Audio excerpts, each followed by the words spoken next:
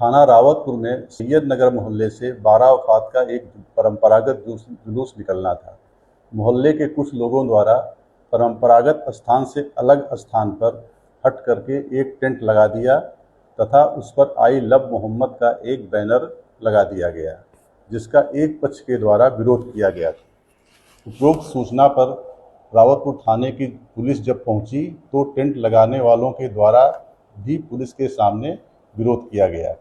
बाद में दोनों पक्षों की सहमति से टेंट व आई लव मोहम्मद का बैनर परंपरागत स्थान पर लगवा दिया गया था।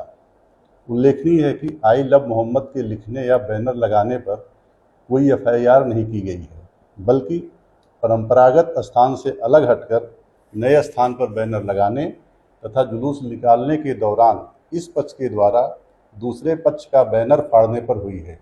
अनुरोध है कि इस संबंध में कोई भ्रांति न फैलाई जाए।